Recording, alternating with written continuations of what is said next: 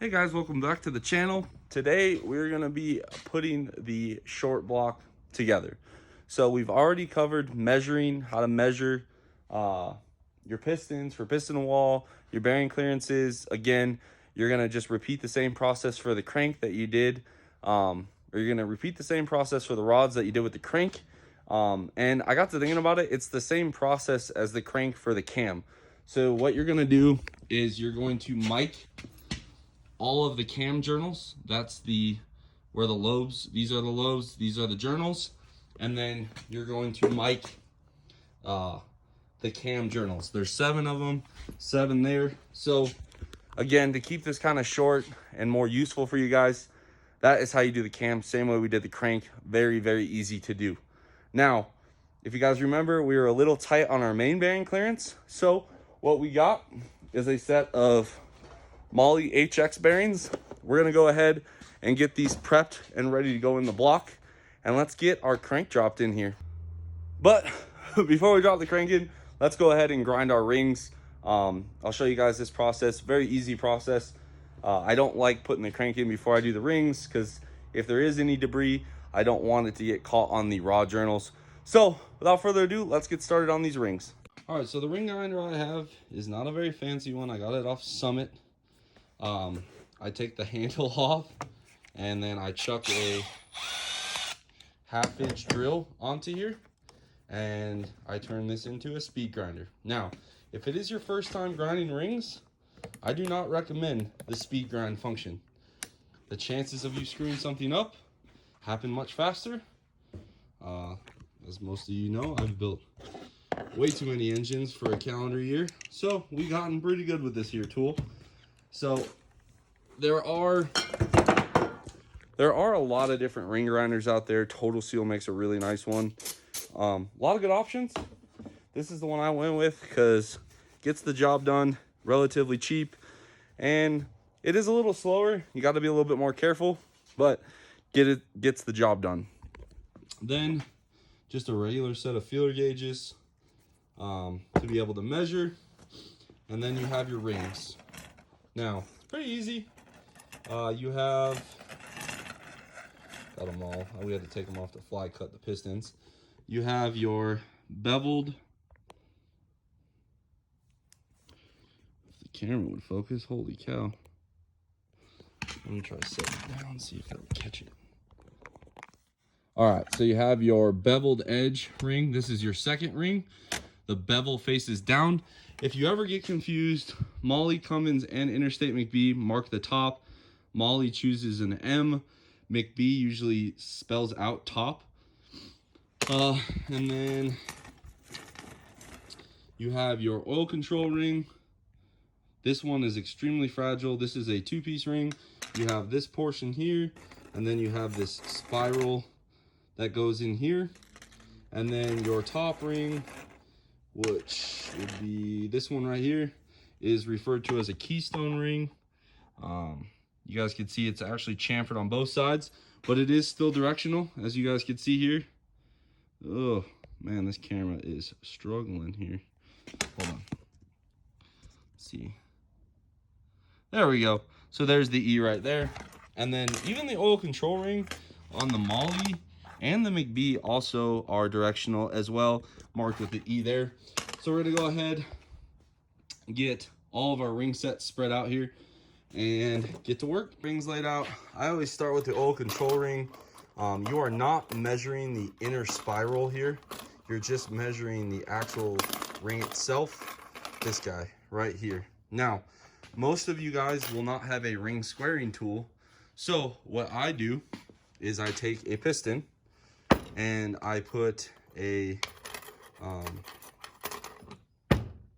second ring, so this one here, on there, and what that does is it turns this piston into a squaring tool. Let me get this set up real quick. All right, so as you guys can see here, and then if you look, you go ahead and set this down. Hold on here. It catches the ring on the surface of the block, squares up the piston to the block, squares up the ring down there. So what I do is I will put all 6 oil control rings in the block, and then I will do them one at a time. I'll start measuring, figure out where we need to be. Now with these rings, all the rings really, they are extremely brittle. So you want to make sure that you are very careful with them. First thing we're going to do though, wipe all the oil off. Just a little bit of brake clean on a paper towel works the best. And you don't have to wipe it all off, just really that top portion. So we'll go ahead and get this block wiped down a little bit. The easiest way is you're going to insert them vertically and then spin them like so. And you're just going to go down the line.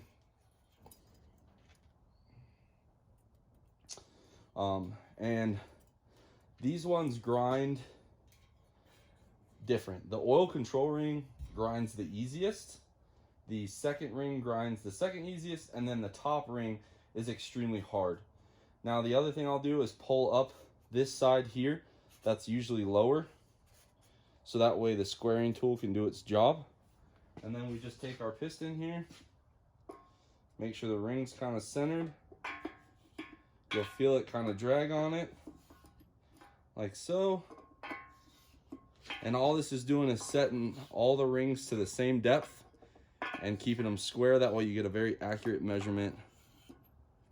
Then you take your feeler gauges and you start going to work. Now oil control rings usually are pretty tight, somewhere between 9 and 18 thousandths.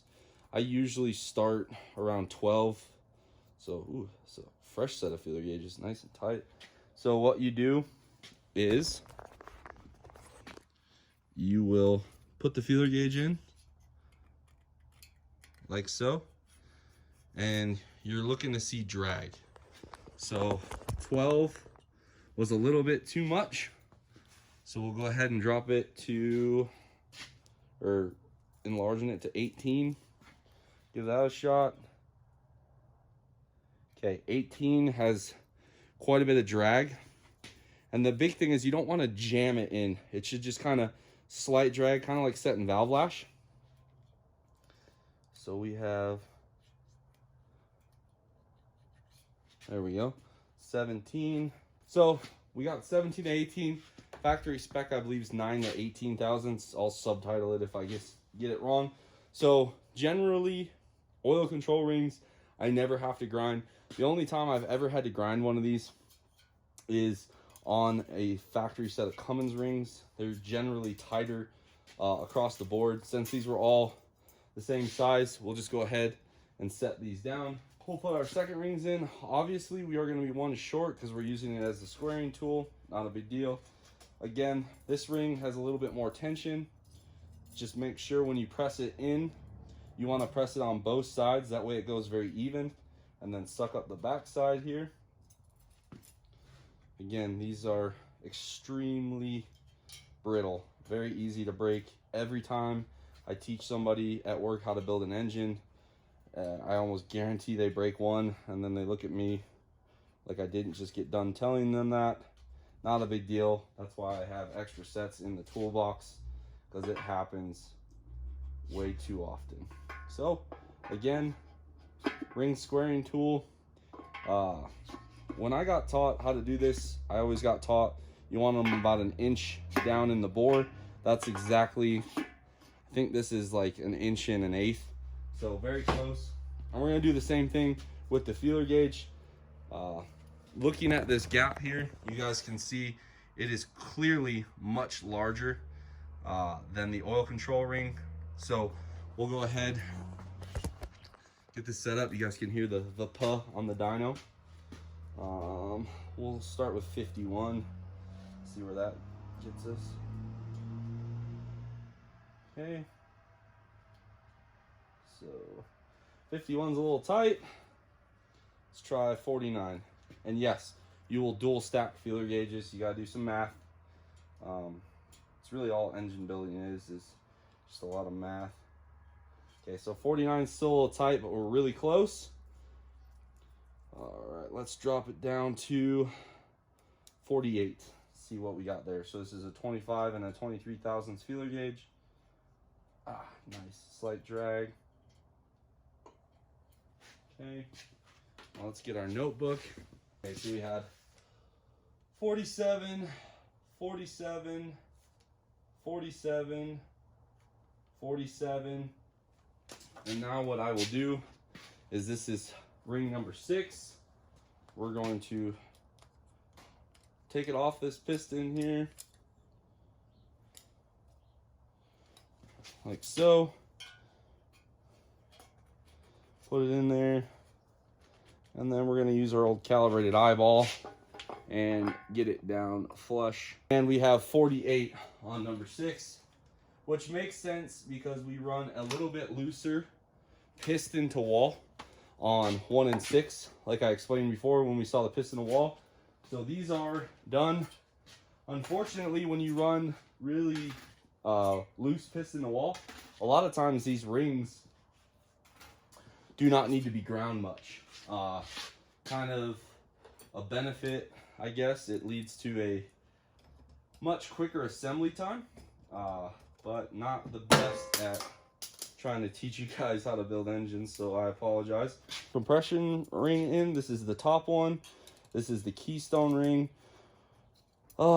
Most, if not all Cummins, I don't want to say all because I haven't done every single Cummins, but the big rig stuff and the ISB stuff and the 6BT stuff all uses a keystone ring on the top from the factory.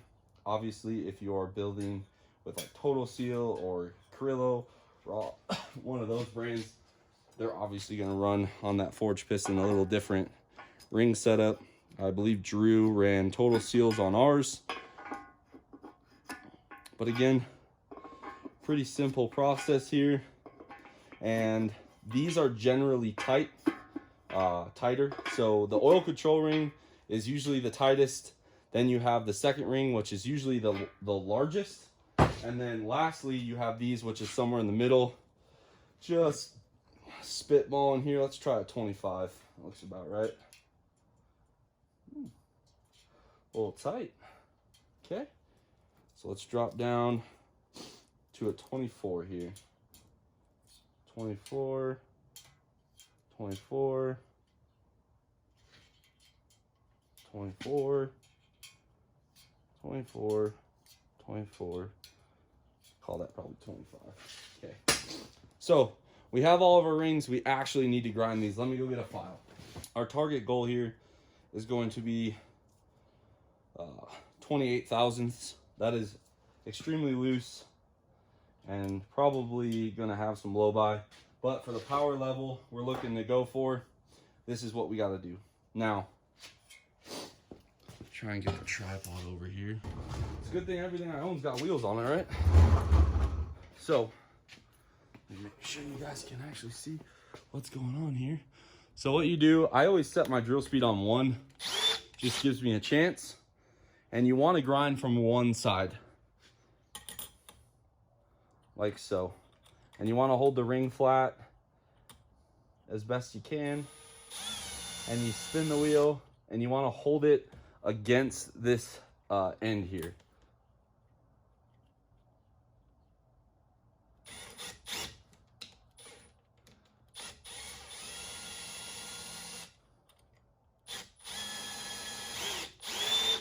And you want to grind the ring down. So if it's on the front side of this wheel, you want it spinning and pushing the ring down. If it's going up, you have a chance to possibly break it. And then you want to file down the edges. Some of those edges can be sharp. So again, you take a little file action. Doesn't take much, just a little bit. Now we'll go ahead and measure this. I don't want to keep moving the tripod around, so I'm just gonna leave you guys hanging right there. And you guys saw we were at like 24, 25 thousandths. We need to get to 28. We did not have it on there very long at all. Okay, still a little tight, so we'll go ahead, grind it down some more.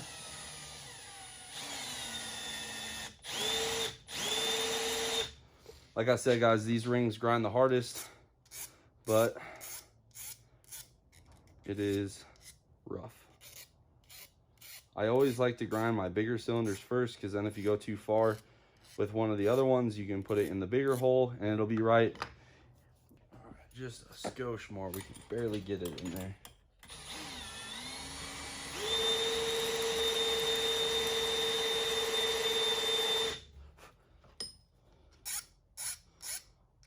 And basically you want to knock the burrs off, that way it can't get cocked in the piston. That's why you do it like that. All right, and there you have it. I'll go ahead and drop this in here for you guys. Like so. And we got our 28 thousandths feeler gauge. Goes in nice and smooth. So now I'm gonna go ahead, put y'all in a time lapse and get the other 5 done. And that will be the conclusion of our ring grinding.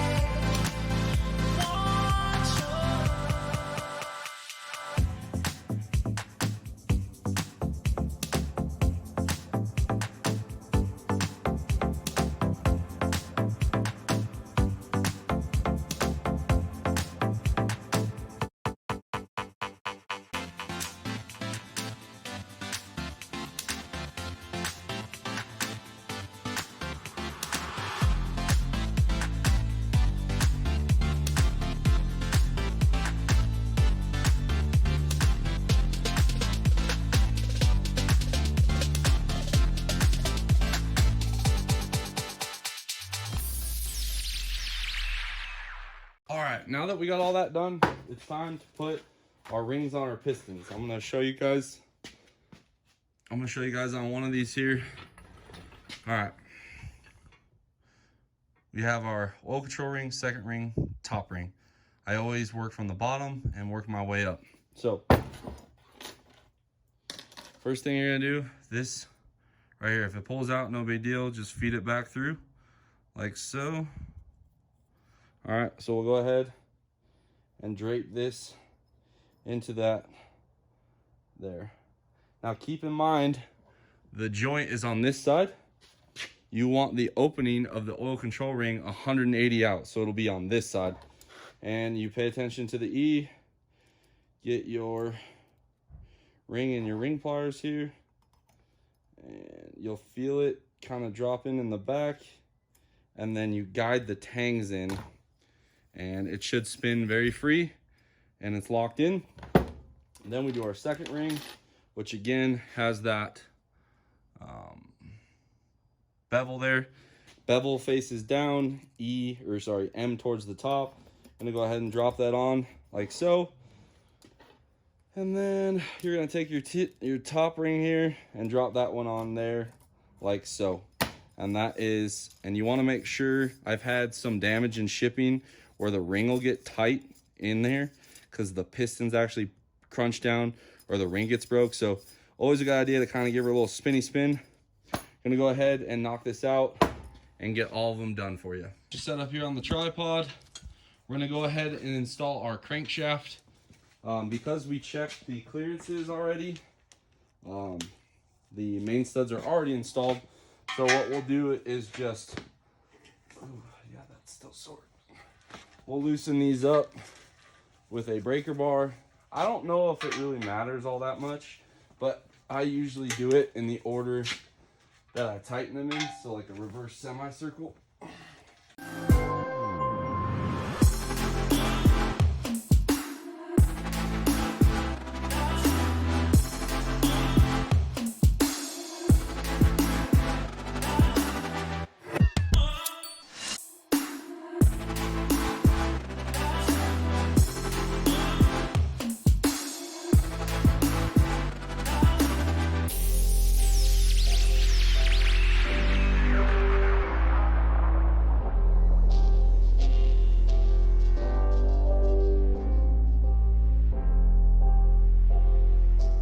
So now we're gonna go ahead, get our bearings prepped. You wanna make sure you have gloves on. I guess you don't have to have gloves on, but, and you wanna make sure your gloves are clean. So I use a little bit of brake clean, paper towel. And what we're gonna do is clean the bearings. We already installed them. So what I do is I hit them with some brake clean on both sides, and then I use a blowgun. Just like that. And then we gotta do the main caps as well. So I'm gonna go ahead, clean all these bearings up, and also do the ones in the block and get it ready to install. Got all of our main bearings in. We have our main studs threaded back in. We'll lube some of these as they go. We got our main bearings in our caps. You guys could see the mic marks, or dial bore gauge marks, I guess you could say. Bearings laid out. Let's go ahead, get some assembly lube on here and get our crank in. The crank, you guys can see here, it's got some oil on it, but you want to make sure you clean all the oil galleys on this pig here. The front and the rear journal do not have any, and then all the rods do, and then there's one, and they're obviously, whoa, obviously connected on the other side, right there. So we're gonna go ahead and get this cleaned off and ready for installation. All right, so now it's time to lube up the bearings. I'm not sure when we're gonna get around to installing this, so I am gonna throw grease in here. Pretty simple procedure here. Get you guys set up. Oh man, mine almost used all of this. Bastard. So we'll go ahead. Again, not crazy. You just want to coat the surface of the bearing like so. So majority of this will actually squeeze out. So we're gonna go ahead and lube up these bearings and those halves up there. You're ready to drop the crank in. Given the fact my shoulders hurt, it's gonna be a little bit more difficult than it usually is for me, but mama didn't raise no beep. So we got our main studs in, our bearings. Crankshaft is lubricate or clean.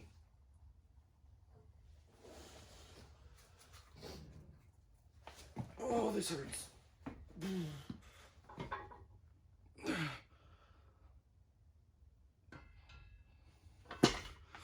Drop it in.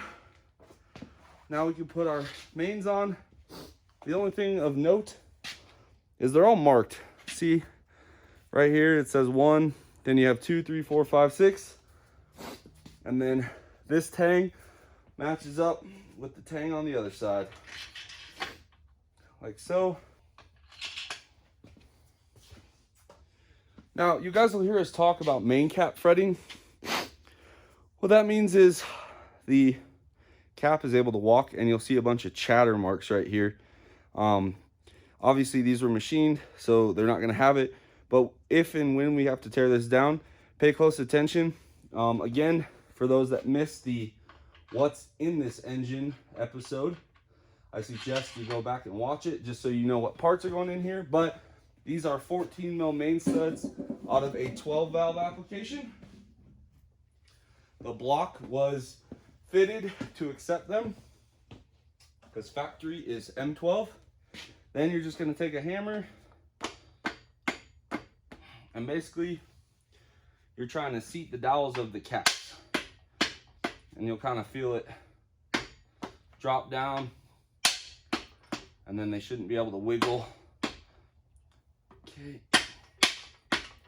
like so. Good.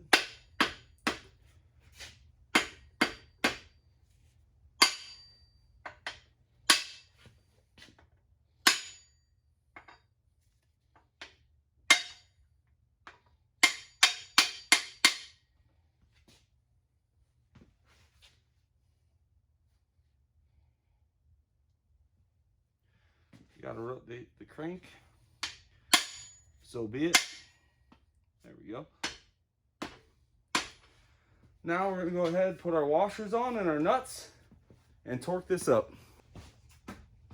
Now that our washers are on, we're gonna go ahead and lube up the nuts. Again, just a quick little, ooh, what is that? Nasty, there we go. I always start them by hand. And again, if you guys are gonna use plasti gauge, you would not be using any lube at all. You would just be putting the crank in dry, putting a piece of plasti gauge on the tops, and then doing this torque sequence, unbolting it, and doing it again, checking the clearance. If you're good, pull it apart. The only audible we did do is there are HX bearings in the bottom end, so we opened up the oil clearance a little bit. Now we're done with that, we can go ahead, grab our little zippy here, and I just do this to save time.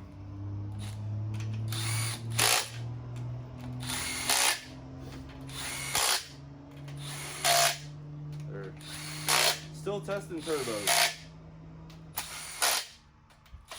As you guys can see, just like the head studs and anything on a Cummins, you are going to torque it in a giant circle, starting inboard, working your way out.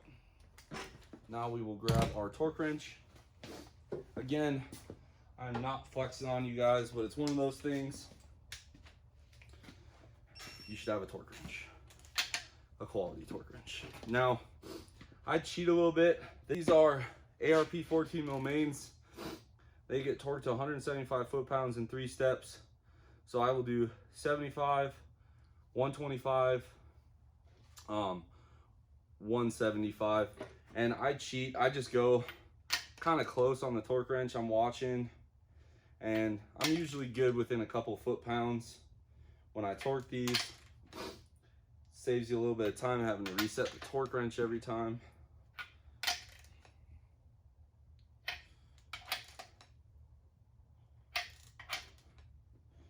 And the nice part about the 14 mil mains, they get rid of the girdle, the factory block stiffener. In my opinion, that thing is pretty much useless when you look at the fasteners that they use to attach it. To me, these 14 mil mains are much stronger than 12 mils with a girdle, or even 12 mils with a factory block stiffener. Now we're gonna take them to 125. All right, final torque.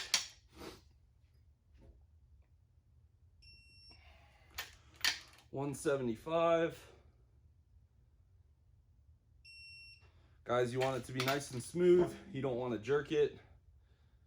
Obviously, with 175 foot-pounds, your body is not the most smooth creature known to man, but you gotta do what you gotta do. Tell you what, these 14 mil head studs and mains will make a man out of you. All right. And then I do a line torque when I'm done. I drop it down 10 foot-pounds. Make sure they're all tight.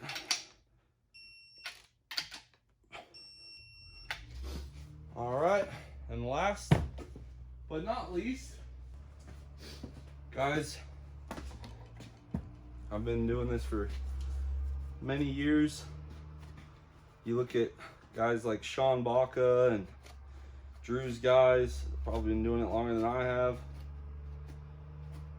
Nobody is above the law. You torqued them, mark them. Nothing makes me cringe harder than when I tear apart an engine and I don't see any marks. I just feel like it's that last minute quality check. And there you have it. Our crank is installed. Now, if this was engine oil and not assembly lube, the crank would just, you'd be able to fling it and it spin. With the assembly lube, it doesn't do that. You're just checking to make sure it can spin by hand, doesn't have any tight spots. Because we measured, we can assume that we shouldn't, but it's always a good double check.